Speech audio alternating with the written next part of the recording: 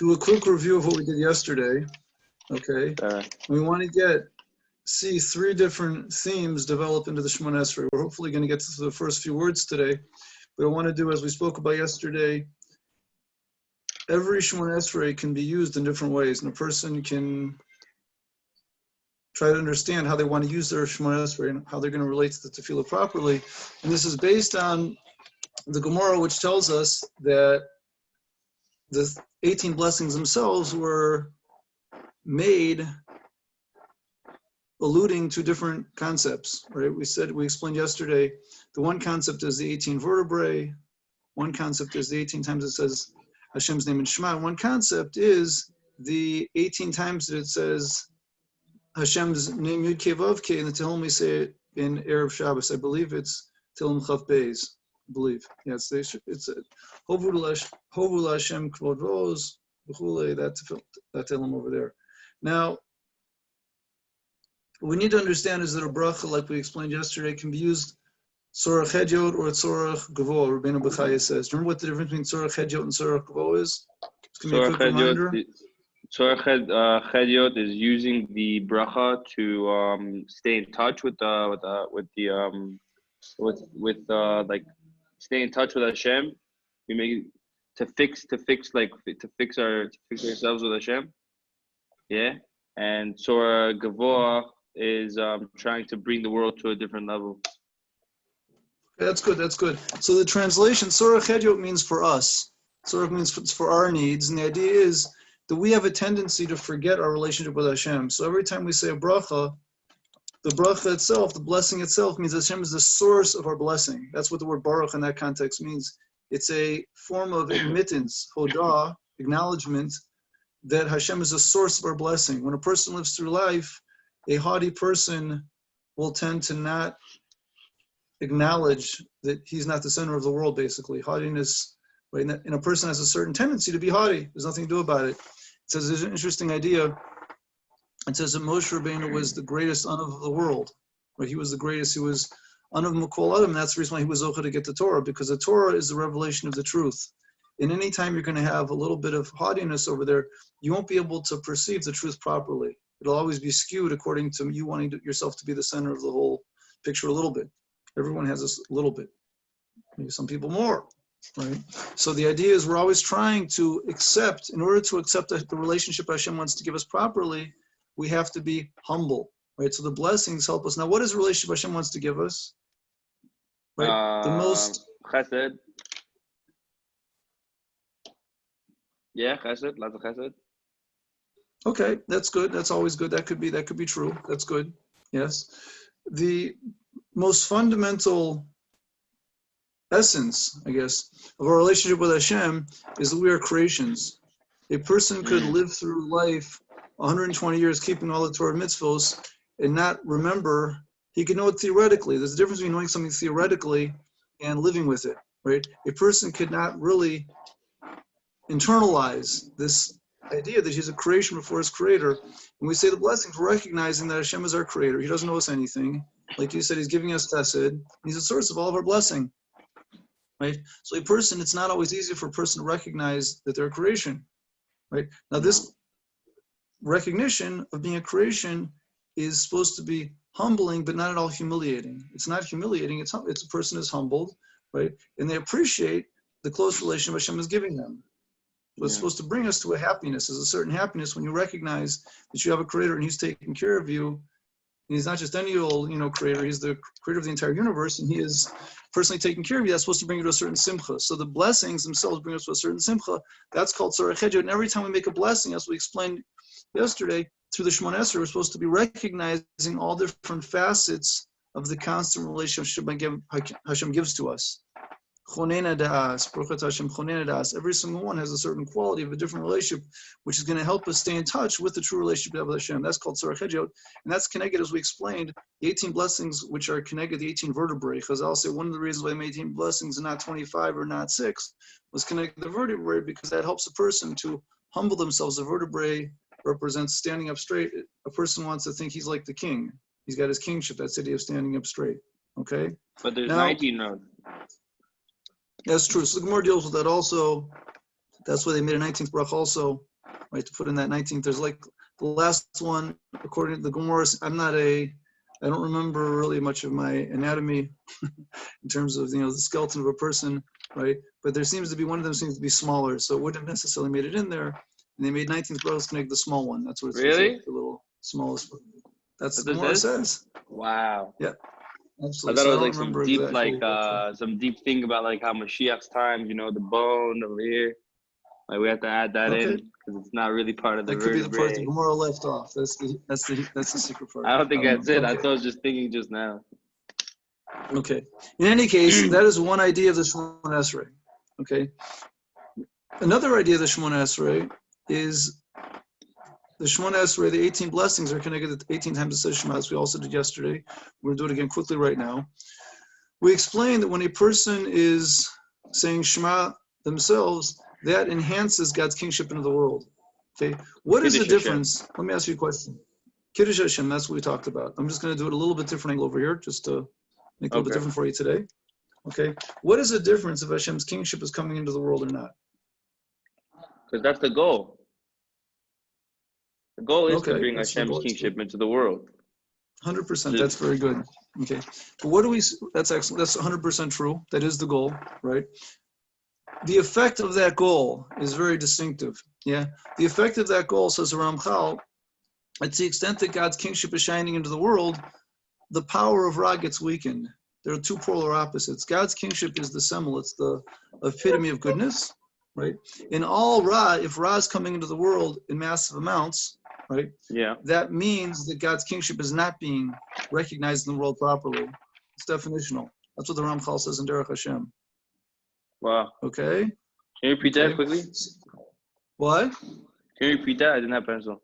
Just like quickly. Summarization. Yes. No No problem. The Ramchal explains in Derech Hashem that there is a direct relationship between God's kingship and the level of evil in the world. To the extent that God's kingship is expressed properly, right, the evil will automatically be weakened. When it's expressed a lot, it will be weakened a lot. Right? The whole concept of Mashiach, parenthetically, is about the expression of God's kingship. When God's kingship, that is when Hashem's kingship will be revealed completely, and then the Ra will be totally removed. Okay? When we speak about Hashem's kingship and we testify to it through the Shema and we explain its goodness, right?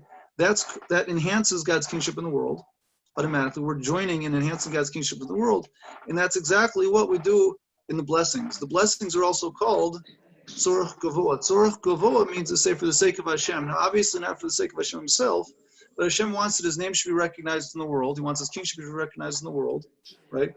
Every time we make a blessing, it becomes a request. We're requesting from Hashem that his name should be blessed. It should be, we explained before, the concept of blessing itself is a ribui. It's lashon of ribui. We want something to come out more. It has a certain potential.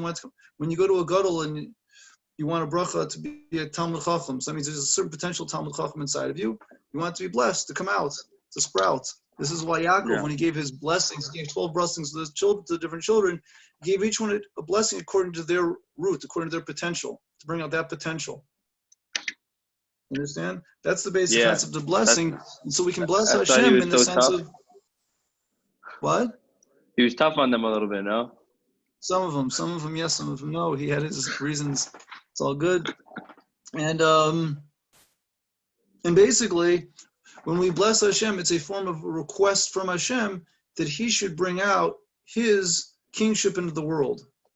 Right? When we explained also, even when we say the Shem Adni, as opposed to Yud Kei Vav Kei, that is very associated with Hashem's kingship. So we're asking Hashem, this is similar to what we say, Yehi Shmei Rabba Mavorach, we want his great name to be blessed. We want his great name to be blessed, so people should recognize his goodness in the world. Primarily at this point through his kingship. Right. Okay. Is there other ways to reveal besides for his malchus? Like I know there's yichud, there's but those aren't like main concepts for in this world, the way we have it in this world, the main revelation of his kingship is the main revelation of his goodness is through his kingship. And the next world will be through his yichud. This world's world of kingship, the next world, in this world, it's for sure in the background. It's happening, it's there. But that doesn't get fully expressed till the next world. That's the Shem Yud Kei Vav Kei more. Why? Because we can't understand it because we're very limited. or not? It's a little bit deep for right now. But right now, this is what we got. In the physical realm, it's the kingship. Well, let's talk about it just in the physical realm. We're knocked down our main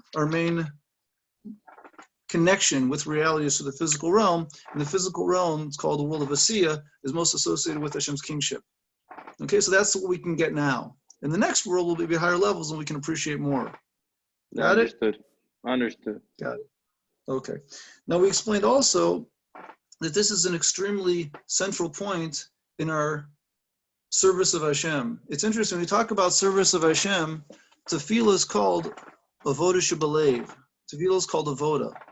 Now the word Avoda itself has different implications, but the common denominator between all Avoda is bringing completion to the world. There's a certain, Hashem made the world in a way it was lacking, and we were trying to complete it. Now, even we already said we could understand that both of these two tracks are different expressions of serving Hashem. When we are saying a blessing for Tzorah Chedyo for ourselves, to make ourselves humble before Hashem, that enhances our closeness with Hashem. One aspect which is lacking in the world is our closeness to Hashem. Okay, so if you're using it that way, that's called, the lashon of carbon is closeness, kirva is closeness. That's the classic form of avoda. Okay, there's another aspect of what the world is lacking, which is called the recognition of Hashem's kingship. Right, spiritually speaking, we are lacking a lot of ability to relate to Hashem properly in this world at all. Like we mentioned yesterday, it is possible a person can look around at the world and not see Hashem's kingship shining out. That would be a possibility. That's not a good state. And it's the world in a very bad state, right? When we're davening for Hashem's kingship, we want that there should be a certain quality of spiritual enhancement that allows people to naturally see his kingship. When Adam Rishon was first created, you just see it. You couldn't deny it. Just like if you would see, I don't want to go here too far, but just like if you would see a watch, you automatically know there's a watchmaker. So too, if we would have the eyes to see this world, we would see this right, we're doing tefillah now, right? But we would see there's automatically a creator of the world, and there's automatically somebody taking care of it who's called the king. It would be automatic. You wouldn't have to be two steps. It's just that's what you see. It's just obvious. Right now, we are in a state of which is very far from our proper spiritual completion, which allows us to see other things, unfortunately.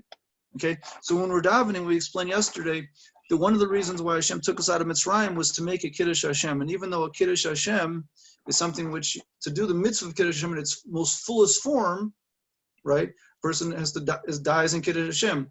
But in any case, a person can do a mitzvah of Kiddush Hashem all the time. And just when a person is trying to inspire the world to come to a state of Kiddush Hashem, that Hashem's name is sanctified, the people see Hashem is good, and they can relate to his kingship.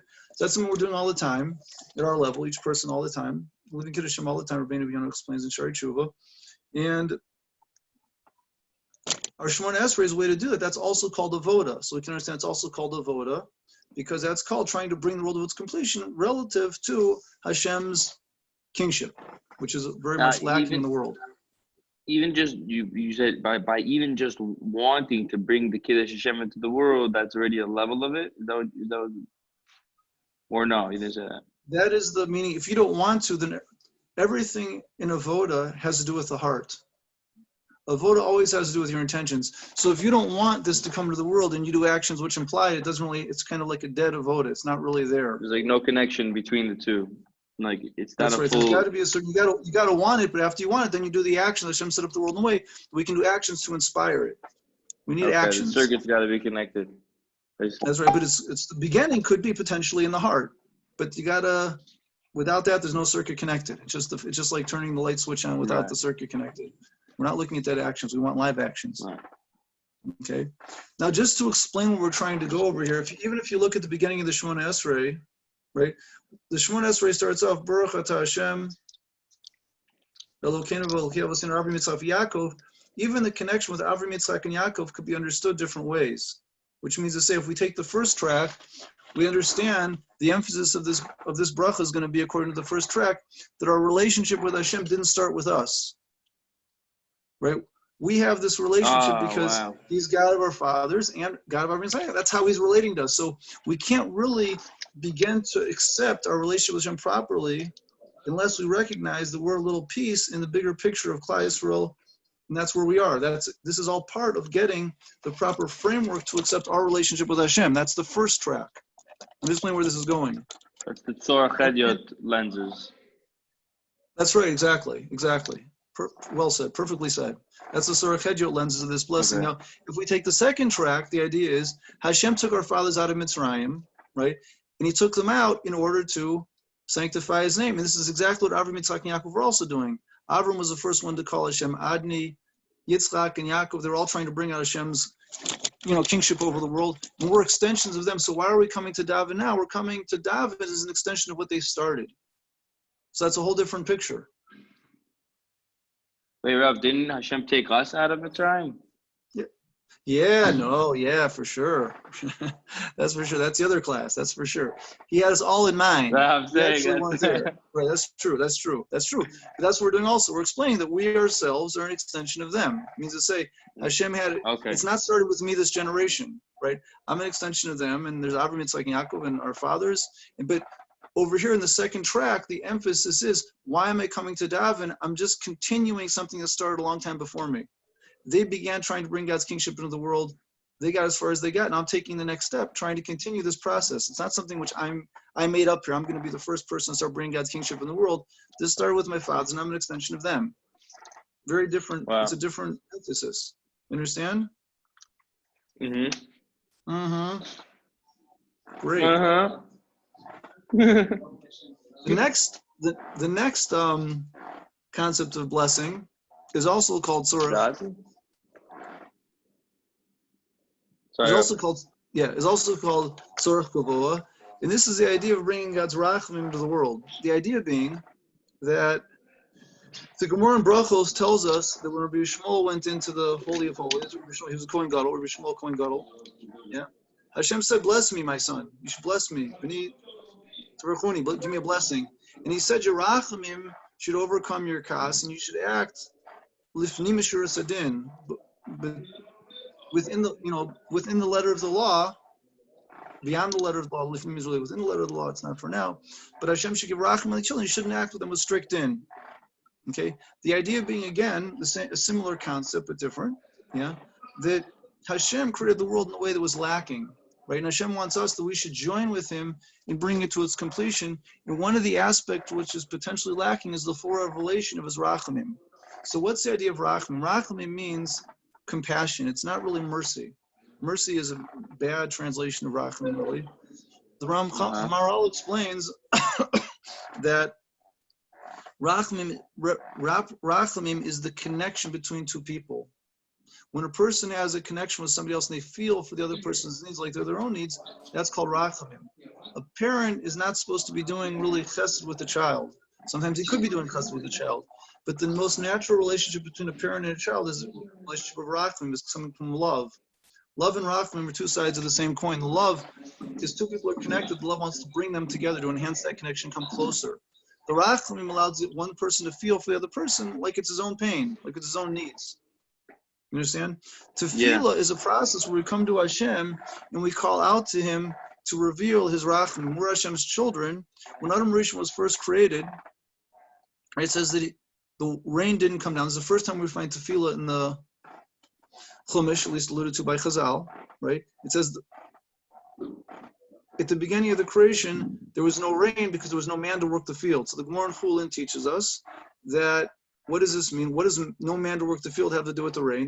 So the Gemara tells us there was no man to come and recognize that the world was lacking rain, right? And therefore it didn't rain. Man was supposed to come recognize the world's lacking rain.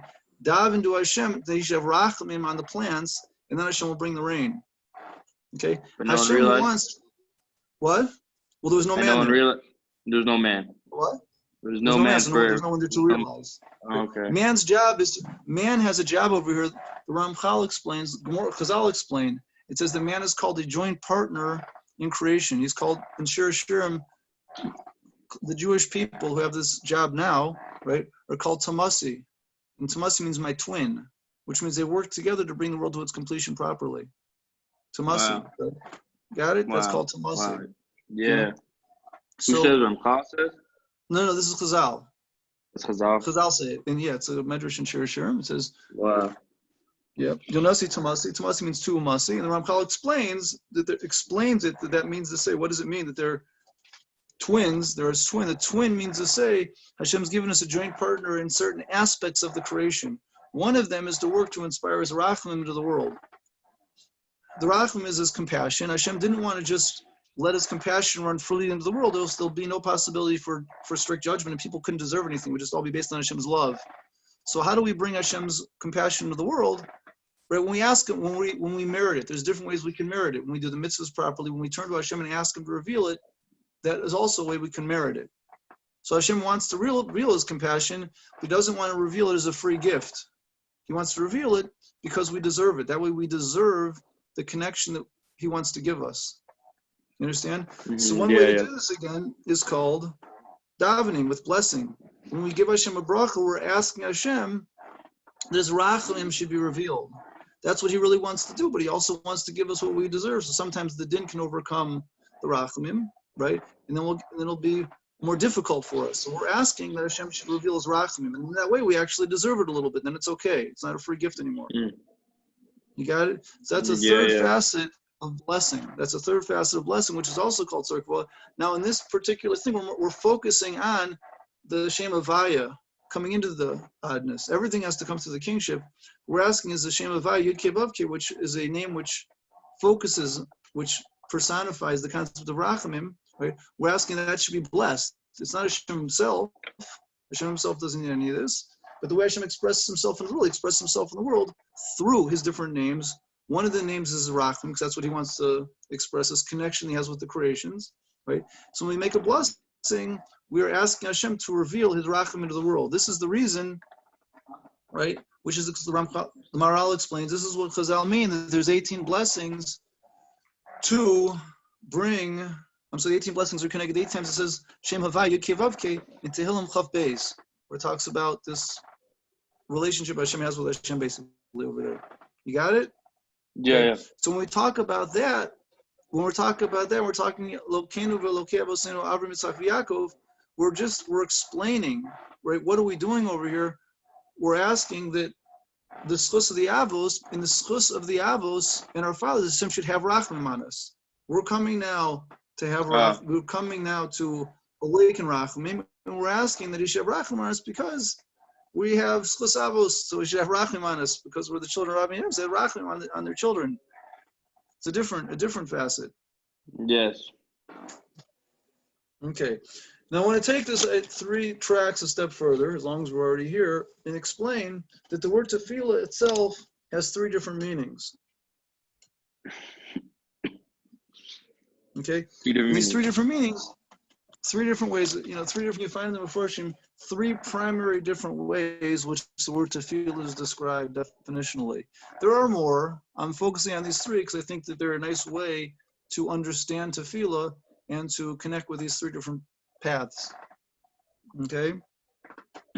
One way, which is something which was for sure talked about before, and 2 of them we've not talked about before.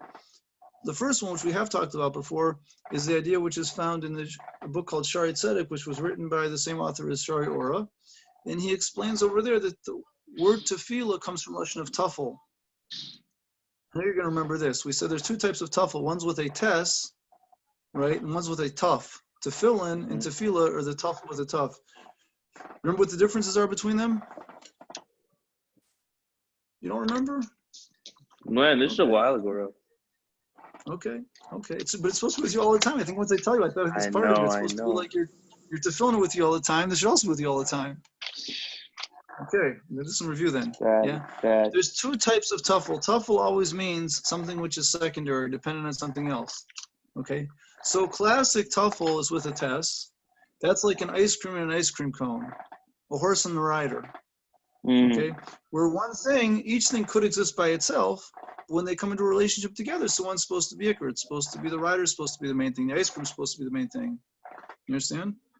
Mm-hmm. And that's one aspect of tafel. The other aspect of tafel is with a tuf. A tuf is, when you have tafel with a tuf, that's describing something which does not have a lasting existence without the other thing. It's totally dependent on something, and it can't exist by itself. So, for example, in the Gemara, Us? unsalted meat is called tafel. What? That's like us, no? Also. That's right. We'll get there soon, right? So in the Gemara, classically speaking, unsalted meat is called tafel because without the salt, it's going to go bad. Even though the main thing is the meat, and the secondary is the salt, but it's called tafel because it doesn't have a continued existence without something else that it's depending on, which is the salt in the meantime. So too in the Nach, it calls a wall without cement tafel because it's going to fall over. It's not going to have a wall. A wall can't.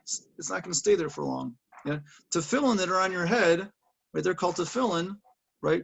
Because, for amongst other reasons, one of the reasons is because, as we explained before, the tefillin represent our connection with the Shekhinah, and we're showing that we cannot really have a permanent existence without this connection. We're like a fruit on the tree of God, and the tree comes through this process called Hashem to the Shekhinah to our neshamas, right? And there's a certain plug-in over there we have to recognize. Without these tefillin, we don't really have a permanence down here. We have no continuation without that tefillah to Hashem. Yeah, tefillah is the same thing. Tefillah, this is going to focus on the tzorach hedjot aspect, which is the first track we were developing, right? Which is the idea of our total dependence on Hashem for everything. That's why it's called tefillah. Tefillah is a state. It's a state of complete recognition of our complete dependence on Hashem. Yeah, this is one of the reasons. This is one of the reasons why you could be Yotzi, even though tefillah obviously requires you to ask for things, and that's what tefillah is all about. But you say it's a state of realization, or it's just a state of being where you're like fully aware that you're so dependent on a Kadosh Baruch Hu. Yeah, like that. Yeah, it means when you're davening, when you daven, you're coming into a state of standing before Hashem with recognition that you're totally dependent on Him as your source. Right. Mm-hmm. This is the reason. One of the reasons why the first blessing is enough to be yotzi tefillah with kavana. Even though you have to have kavanah in all the brachas l'chachila, but if a person knows that they can't have more kavanah except from the first bracha, they could still daven theoretically. And it's called kind of b'diavad. You're supposed to have kavanah in all the brachas, right? But from a certain perspective, but it says if you can't even have the first bracha, don't even daven at all. Not talking about halacha over here. We're talking about what the Gemara says. No, I remember you said that. Yeah, but the point is, in this first bracha, we're supposed to connect. There's a certain process of connection. We're connecting to our source and getting a sense of self-recognition of our own dependence on our Creator and our King, who we won't have any permanent existence without. That's called tefillah. That's called tzorach hedjot. Tafel. What? Tafel. Tafel. Yeah. Okay. The second aspect of tefillah is actually with the tet. Not a tet. Tough. Tough. That's right. The second aspect of lashon of tefillah is lashon of pilel, which is a lashon of thought or judgment or thought. Pilel is lashon of judgment, to judge, or it means thought, decision-making process, thinking, judging. It's all in that direction. What's the difference between pilel and din? It's a form of saying judgment. That's just the way what the word means. There's no. Yeah, no, I don't know anything more than that. That's what the Radak says in his Sefer HaShroshim, as I recall, and that's just one of the uses of that's connected with tefillah a little bit. And the idea over here would be that tefillah, from a certain perspective, if we look at the idea of Hashem's kingship and the Kiddush Hashem concept, we're davening for justice. We're trying to tell Hashem that it is fitting. You should bring out justice. We're trying to say that the din is that Hashem's kingship should be expressed. You understand what I'm saying? So we're actually standing up for Hashem's kingship. We're standing up for the truth. And we're saying that please do what is fitting to happen, to bring out your kingship properly. That's another aspect of tefillah. That's relating more to din. The first one is relating more to chesed, our complete dependence on Hashem's chesed. The second one is relating more to din. We're asking for Hashem to reveal His din in order to bring out His kingship. Mm-hmm. You understand? So that's also called tefillah, and that's very relevant to the second track. We're basically saying, okay, gotcha. Yeah, write down a quick Okay. later. The third one is lashon of tefillah, is lashon of It's actually, you have to switch around the letters for this one a little, but this is what they explain. It's a certain form of the word devekis, which is patil. Patil is like a connection, right? Patil? And the Rashi, it talks about Naphtali. Rashi talks about it over there. And it's a certain form of tefillah itself is a certain form of devekis. When we talk about the devekis, even all these things could be understood to be a little bit of devekis in different ways, right? But the most significant aspect of devekis in tefillah has to do with rachman. We're connecting with Hashem's midah of rachman. We're trying to bring it out into the world, right? Meaning to say that we are, when we're trying to daven for rachamim, the main point is that we are recognizing people suffering in the world, and we are being more our rachamim and turning to Hashem to reveal His rachamim. Means tefillah is about, generally speaking, people understand tefillah is bein adam l'makom, maybe. It's between you and God, but really, tefillah is bein adam l'atzma, also tefillah bein adam l'chavero, because you're feeling for others, for their suffering, right? You're feeling for them as if it's yours, taking that feeling and turning to Hashem and asking Him to awaken His rachamim. So we're kind of becoming an extension of His rachamim.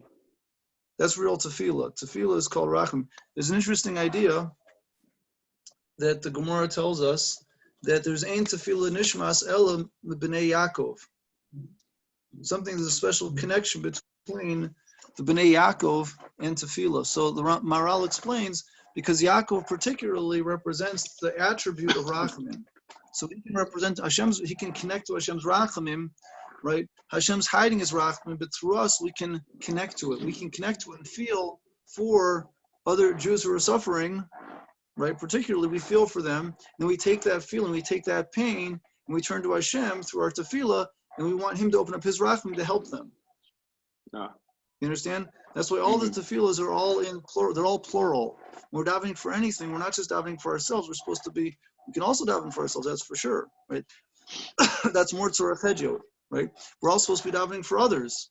We daven for others, that's not even called tzorach hediot anymore. That could be called tzorach kavoah, because we're davening for others. We're trying to ask Hashem to bring His rachamim to help all these people down here. You understand? So that's a third track of the word tefillah, and that's a third aspect of avot also, because we're working to try to bring God's rachamim into the world. That's another aspect. So you have three different uses of the word baruch. The first one was focusing on Hashem is the source. That's called tzorach hediot. The second one is focusing on a request that Hashem's kingship should be recognized and blessed into the world. And the third one is request that Hashem's rachamim should be expressed into the world. So you have three different baruchs, three different aspects of avot, and three different uses of the word tefillah. And they're all going to be there'll be three different tracks entering into the Shemona Esrei.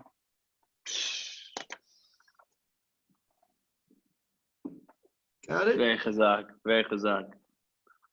Okay, so that is an introduction to the that's an introduction to the to the Shemona Esrei. As long as we're already here,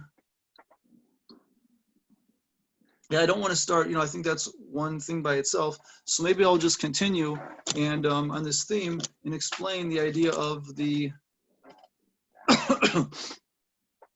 the idea of the avos being misak. We've been through this before also. We'll just do a quick review. It's a nice thing. Why were they misak in three different tefillahs? Right? So there's different reasons why we have three different tefillahs. One is connected to carbon tamid. Right? One is connected to the carbon tamid. One idea is the connected to the avos. There's actually another idea which has to do with the way the day changes. Let me tell you, you haven't heard this before. There's another idea. Yep, the Rishalmi says. Why you have three brachas, it's connected to the change of the day. So these are all going to be three very different approaches. And again, they're all true, and a person can relate to them in any way they want. But it's nice to relate to them in some way, at least do something, as opposed to just like saying the words of a script. I remember the one that's connected the avos. Yeah, so I won't start with that one now, so not to bore you, even though I know you like it. We'll get there. Okay, we'll start right now with a different one. All right. We'll start now with a different one. We'll start with the one which is connected to carbon tamid. Okay, there's an idea. Now, we have to know that there's two things. Ramchal, when he describes tefillah, he does not describe the relationship with the Talmud at all, right? That's only like an extra addition, right? An extra addition. And it would seem that after the Beis Hamikdash was destroyed, there was a certain, when they were actually masakin, the tefillahs, and after the Beis Hamikdash was destroyed, they, they made an extra quality of the avoda of tefillah, which is supposed to come to be in place a little bit for the carbon tamid. Okay. So what is the idea of the carbon tamid? What is the idea of the carbon tamid? Peace offering. A peace offering, definitely not. Nah. Not, it's an nice guess, but the carbon tamid was an ola, carbon ola, which was a communal offering of an ola every day. And what is significant about this particularly is it was connected the sun.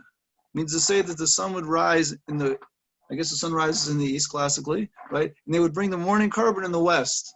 And when it would set in the west, they would bring the morning carbon in the east to show that they're bringing it specifically to Hashem and not to the sun. Yeah. In the Maral, okay. And the Maral explains, why do we have to negate the power of the sun? The sun has no power in the first place, we know that. But the Maral explains that the sun itself represents the concept of the teva, the natural world. It says ein chadash, many times in Koheles it says ein chadash tachas hashemesh, right? And the idea being, says the Maral, that the king is like, the sun is like the king of the teva, right? So what we're trying to negate the power of the teva. Now what does it mean to negate the teva? What kind of power does the teva have? So the answer is, because Hashem's kingship, right, has to connect with the teva properly. Like we explained before, the idea of the carbon tamid is very much focusing on the idea of tefillah relative to Hashem's kingship. Okay, that's the avoda quality over here. Why? As we explained before, to the extent that God's kingship is recognized properly by man, then everything in the world will be good. Okay, to the extent that it's not, so what happens is the natural world itself takes on a life of its own in a very negative way. To the extent that God's kingship isn't revealed properly, what happens is something called Hester punning, the hiding of God's face. And what that does, it allows the physical world itself to go bad, gets rotten, goes bad. Evil starts coming out of it. You understand? So when we're talking about the tefillah 3 times a day connected to the carbon tamid, there's a lot more to it than this. I'm just trying to give a little overview over here, right? The idea would be that we're focusing on that everything comes from Hashem and Hashem's kingship should come out, and it's not from the natural world. Where Hashem is the one in charge, we want Hashem's kingship to recognize that things are not just happening by themselves down here. They really all need God's kingship to work properly. We do that 3 times a day. Got it? Yes. Okay, that's good enough for now for that. Okay. You're Shalmi now. What? You're Shalmi? Okay. The Rishalmi says that one of the reasons why we daven 3 times a day is connected the way the world changes. There's 3 different states that happen in the world. One is the sun comes up in the morning. One is that the world finishes off, and then one is the nighttime. There is a Talmud of the Rashba. His name is Rabbi Yaakov Skili. He explains that this is connected 3 different times when the world needs rachamim.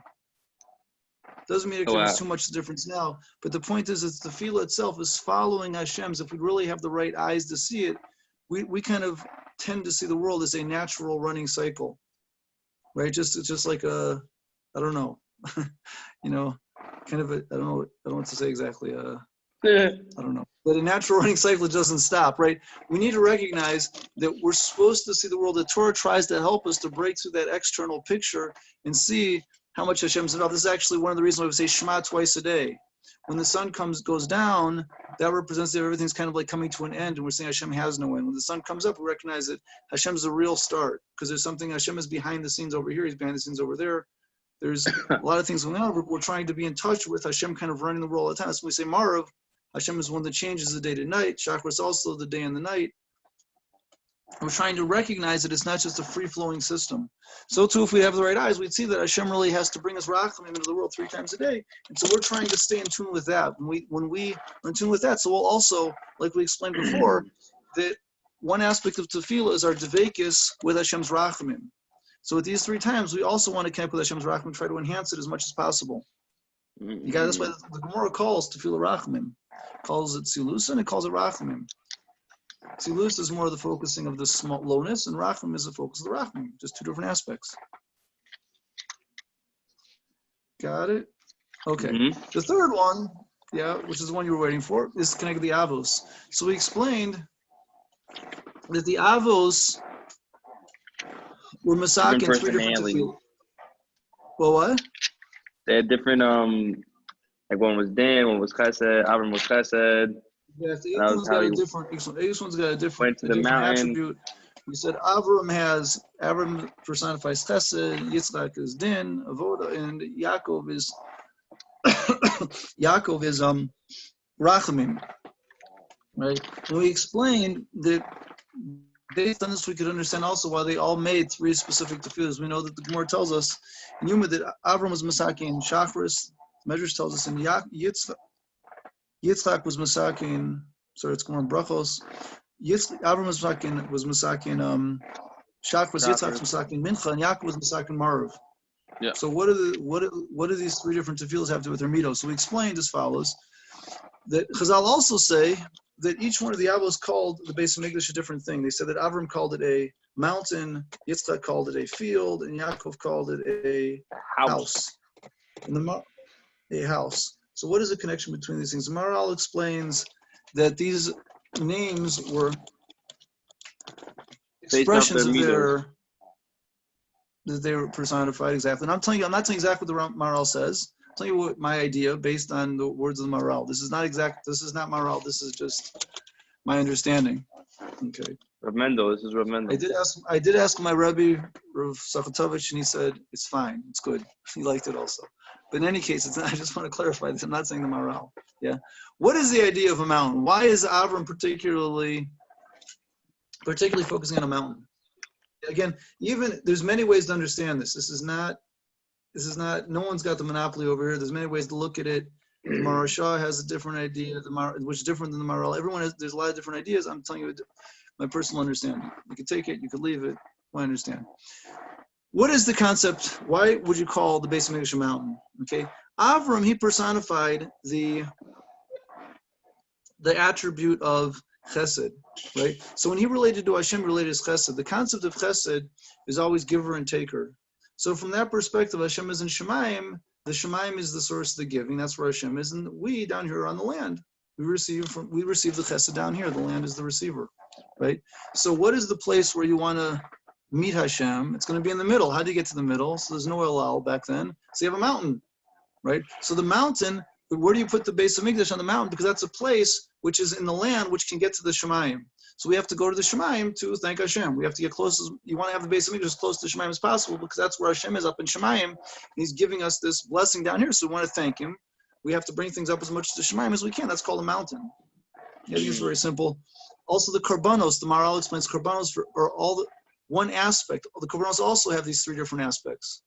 They also have three different aspects. One of the aspects of Korbanos themselves is the idea of returning everything back to Hashem. Again, that's showing that everything comes from Hashem, so it goes back to Hashem. So we bring a carbon, we're showing that everything comes from Hashem, goes back to Hashem. That's also focusing on the idea of Hashem's chesed. You understand? Yeah. So that's called the Beis Hamikdash. We're giving everything back to Hashem to show everything comes from Hashem because He's the source. Okay? Mm-hmm. So that, with that in mind, it should be easy to understand that that aspect of tefillah comes out at the beginning of the day the most. Why? It could be any time for sure. But the time which is most fitting for that is when you first wake up. When you first wake up, the first thing, the beginning always comes from Hashem. You got to recognize, how am I alive today? Where did it come from? It came from Hashem. So the first thing we have to do is be a makabel. There's always beginning, middle, and end. Rav Sachatovich taught me this very, very fundamental idea. There's always beginning, middle, and end. Beginning is always a free gift from Hashem. The middle is our contribution. In the end, Hashem finishes it off. That's a basic. That's also Pesach, Shavuos, and Sukkot. A certain quality like that. It's also going to be Shachris, Mincha, and Marav. So Shachris is the beginning. That's focusing on Hashem's free chesed, and we have to accept that relationship properly in Shachris. So in that way, every bracha we could focus on this idea of the blessing being, He's the source. Trying to fix ourselves up to complete our creation, we have to establish our creation as it is an extension of our Creator. That's the first thing in the morning. That's when we have to receive things properly. That's the beginning. It's called chesed. That's Avram's tefillah. Yitzchak, he called the Beis Hamikdash a field. What's the idea of a field? So the field is a place where you plant seeds, you plant the tevuah, you plant the crops, then you wait with faith, and they come out at the end, right? That is the idea of avoda. Our avoda in this world, again, avoda means a lot of things, like we just saw, but one of the aspects of avoda is trying to prepare this world and bring this world to its completion, bring out the completion. So the field is the place where we bring out completion. We have a seed, we're trying to bring it out. We put in the field, for the field, the seed goes in.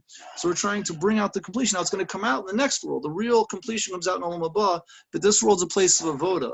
We don't really have, from the perspective of din, it's not the time to focus on the closeness per se in this world. It's the time to focus on our avoda, which we're doing actions of tremendous completion in this world now, planting the spiritual seeds for the growth that Hashem wants to bring out in the next world.